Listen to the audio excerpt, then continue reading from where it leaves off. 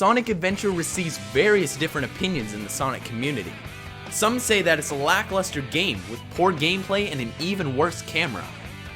Others, however, consider it one of the best titles in the Sonic franchise. As for me, I grew up playing Sonic Adventure, so nostalgia may be clouding my viewpoint a bit. But I do consider it as one of my favorite of Sonic's adventures. And akin to Banjo-Kazooie for the Nintendo 64, Sonic Adventure was first conceived to be an RPG called, as you can probably guess, Sonic RPG.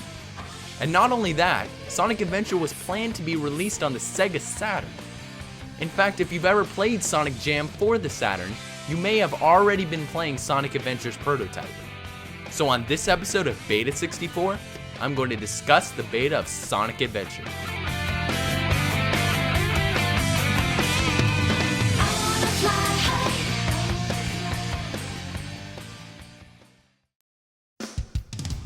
Before Sonic Adventure was even considered, Sonic X-treme was being developed for the Sega Saturn. It was meant to be Sonic's first ever fully 3D game, but after many developmental issues including the game's switch from the Mega Drive to the Sega 32X and eventually to the Saturn, the game had to be cancelled in 1997, 1 year after it was meant to be released. Behind closed doors though, many considered Sonic X-treme doomed from the start. Even the future head of the Sonic team, having seen the conceptual ideas of the game, simply shook his head and said, "Good luck." The cancellation of Sonic X-treme is often considered one of the reasons for the Saturn's failure outside of Japan. Sega tried to fill the void left by Sonic X-treme by releasing Sonic 3D, Flicky's Island, and Chaotix. But soon it became obvious that the only people who could save Sonic were the same people who started it. Sonic Team. The senior game designer for Sonic the Hedgehog 3 and Sonic & Knuckles began pushing the idea of a game called Sonic RPG to be the Sonic team's next big title. But with the new generation of 3D capable systems, the team decided to drop the RPG idea and instead focus on story. While the game was being developed on the Saturn, Sega's next and last video game console, the Dreamcast, was shown to developers, and Sonic Team had to choose whether to continue work on the Saturn prototype or start over on the Dreamcast. Obviously, Sonic Team decided to begin development again on the Dreamcast, knowing that they could include more in the game with this system compared to the Sega Saturn. But the team didn't want their work to go to waste, so they chose to include the earliest builds of Sonic Adventure under the title Sonic World in a Mega Drive compilation for the Saturn called Sonic Jam. Unknowingly, gamers were actually playing a prototype of a game to be released a little more than 2 years later.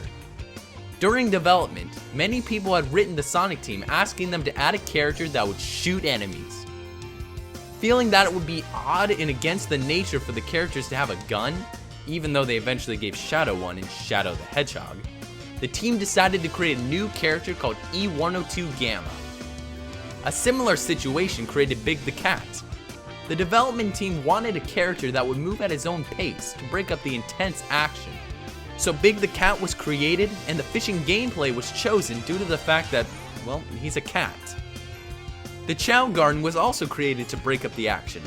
It was designed to give players new to the Sonic series time to get used to the controls and gameplay, and thusly become better at the action stages.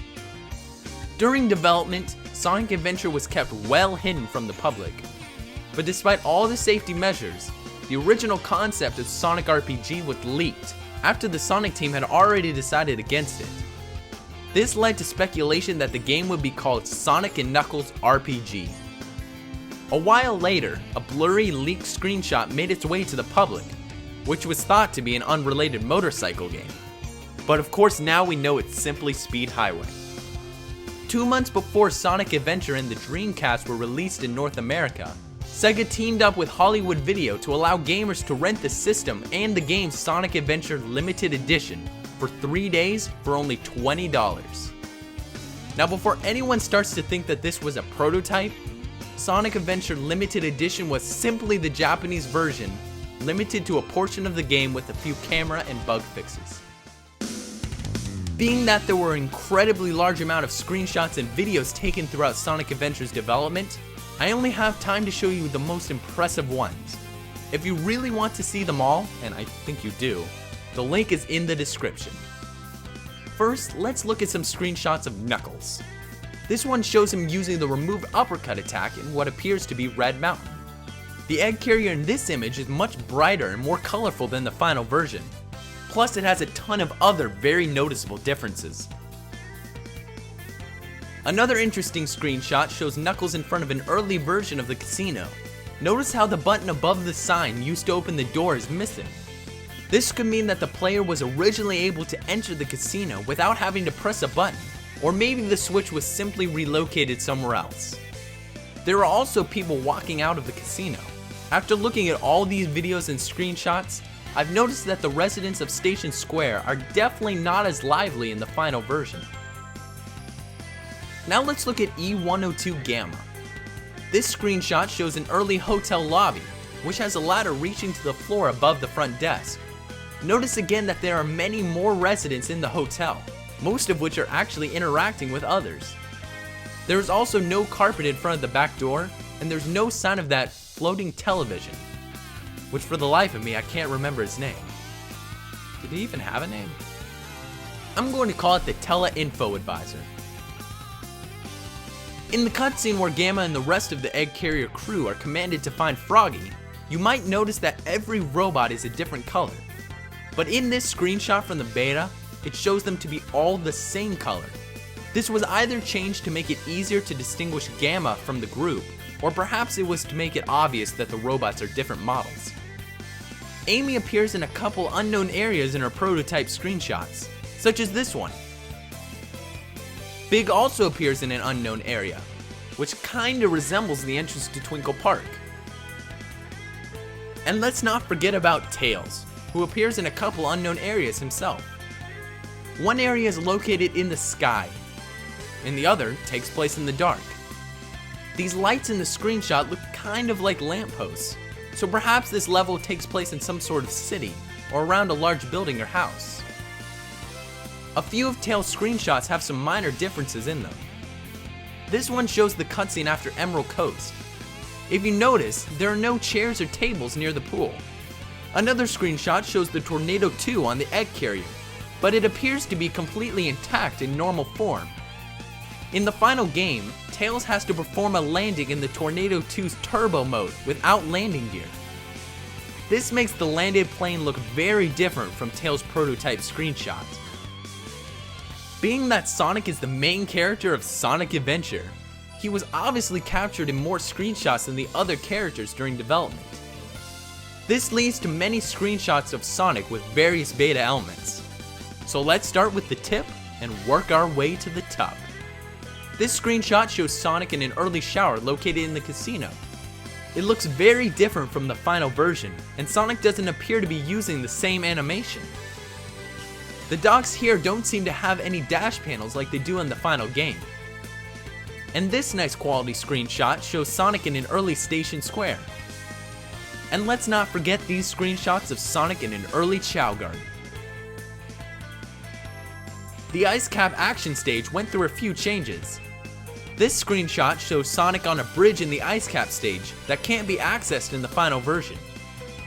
And this other one shows Tails snowboarding in an unknown part of Ice Cap. Notice all these dead trees? None of them exist in the final Ice Cap stage. Also, this image of Red Mountain's bridge in the prototype is definitely a brighter red than was shown in the final game. Now of course you remember this giant two-headed dragon you battle in Sky Chase, right? Oh, you don't? Well, that's probably because it wasn't used in the final game. The model can actually be placed in Act 1 if you view the game in object placement mode. In fact, the dragon can only be placed in the first act of Sky Chase. Hackers have actually managed to restore some functionality to the dragon. You can attack the dragon, but it won't damage it, and the dragon can't damage you either. The quote-unquote battle ends when the egg carrier fires at Sonic and Tails, causing the dragon to disappear. This probably means that the dragon was intended to be destroyed by the laser, since it can only be found in Act 1. Now prepare yourselves. The stage Windy Valley has more changes than all of the other stages combined. Okay, that might be an exaggeration, but it did change quite a bit. First off, as you can probably tell, the stage looks completely different than the final game, and it appears that even Amy and Big would have been playable in the prototype version. It also seems that the stage was originally designed for running through as fast as possible, as evident by the large amount of half pipes and slopes. In the final game, shots of the early version of Windy Valley can be found in both the intro and in Amy's first cutscene, where she recollects the time she spent with Sonic. Interestingly, 2 high-quality bitmap images were found in the Sega Dreamcast Loop Checker disc. These captured images were actually taken of the 3rd section of an early Windy Valley.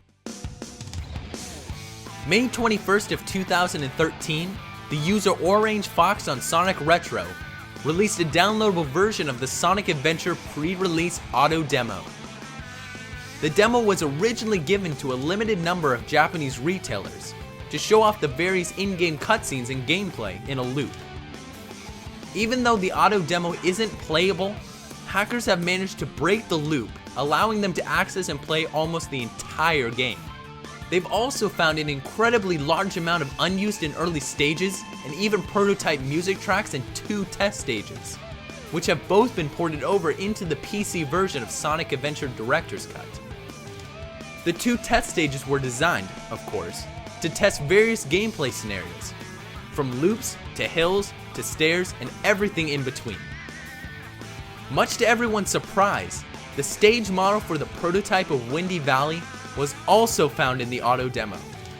Sadly though, the images that texture the model are long gone, and attempts to play the level causes it to crash due to those missing files.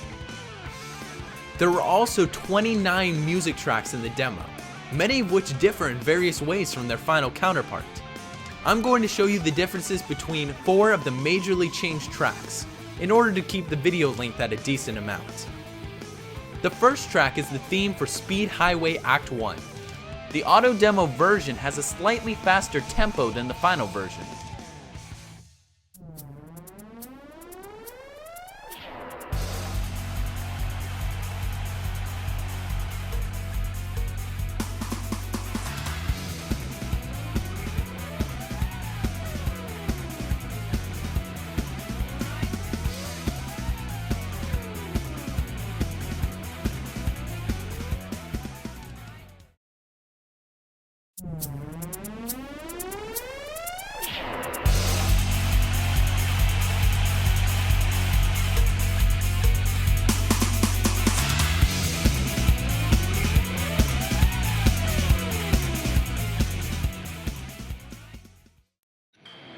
The early track called Danger, Chased by Rocks is definitely missing some instruments, making it feel very empty compared to the final version.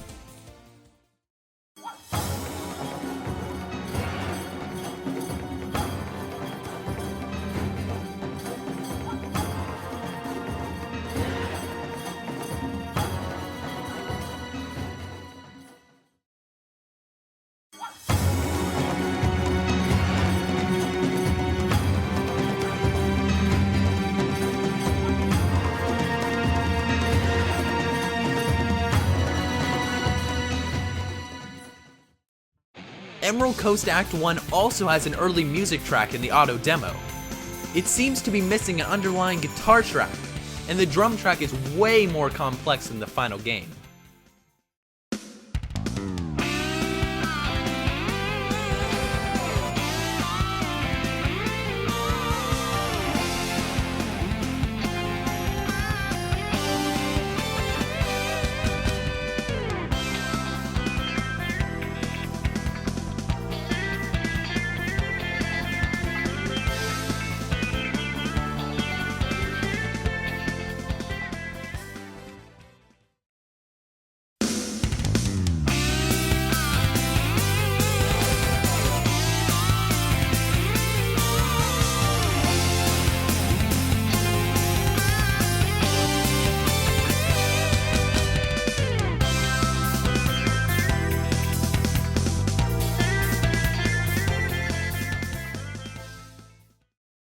The theme of Chow Garden is notably different than its final counterpart. In the early theme's mix, the drums were put more towards the front of the song, causing the listener to mainly hear the drum track. This drum track also sounds completely different than the final version.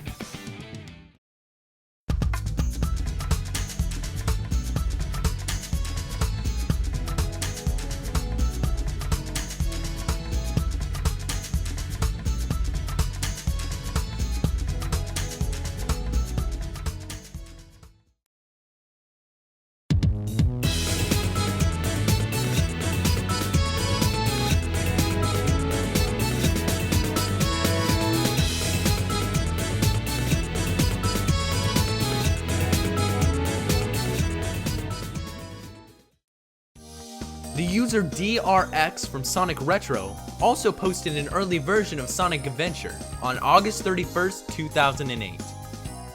This was actually a trial version used at E3, and even though it was created 6 months after the Japanese release, there is still one major difference between this version and the final release. Knuckles' voice changed. Knuckles' voice in E3 1999 is more gruff and has a deeper tone than the final. But instead of me explaining it, why not listen for yourself? Adventure mode. Start your adventure here. Adventure mode. Start your adventure here. Select your character. Select your character. How to play as Sonic. How to play as Sonic. How to play as me, Knuckles. How to play as me, Knuckles. There are some very interesting unused objects in Sonic Adventure. Let's begin with the ones left over from the earlier versions of the game.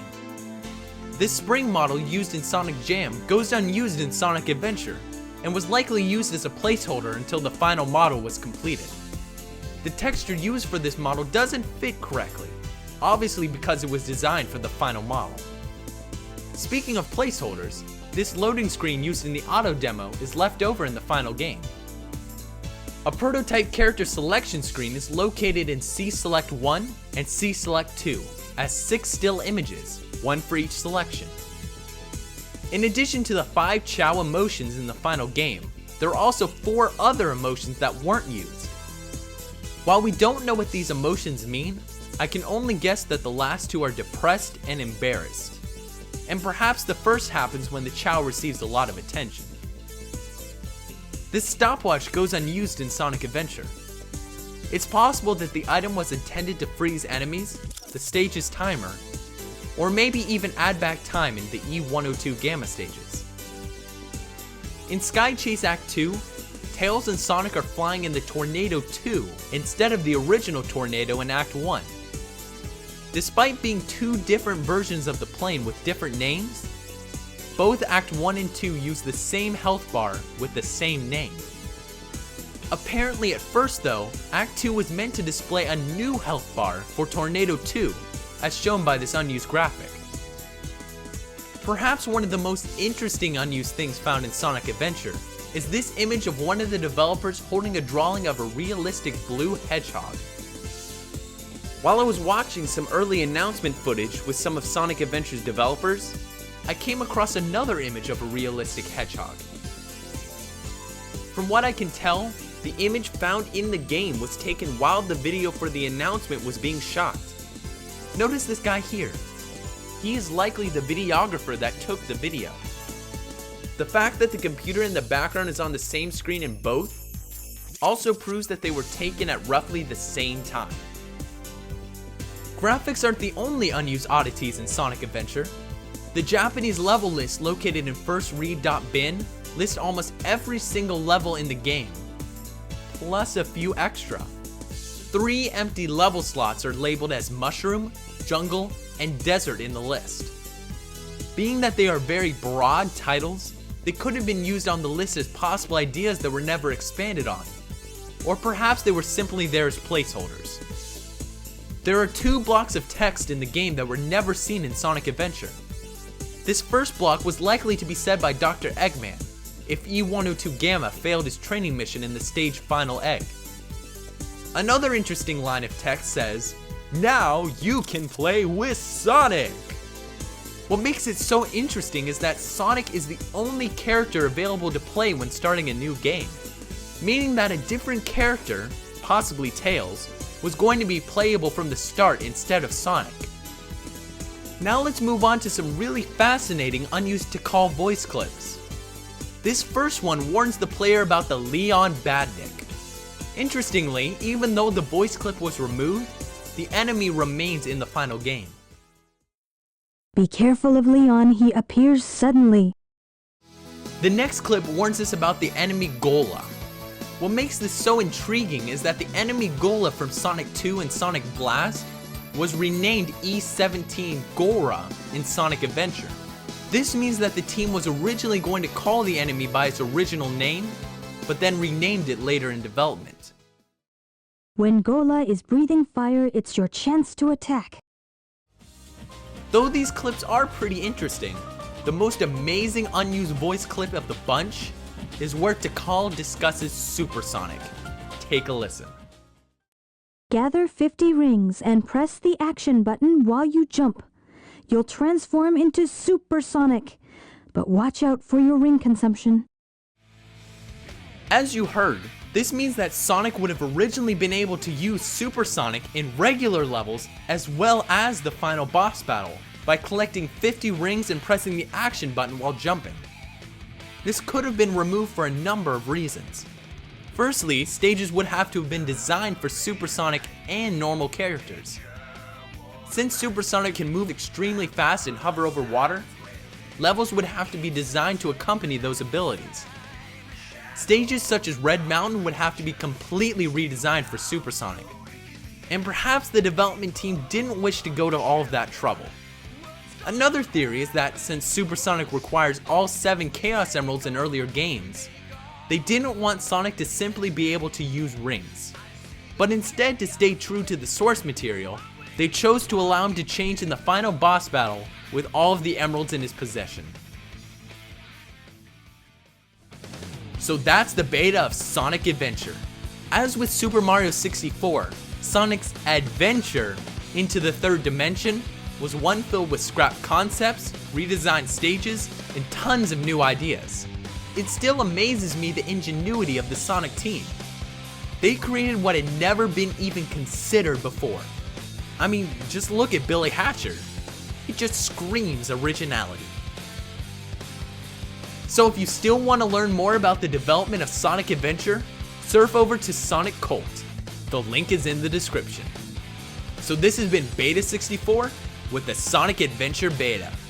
Thanks for watching.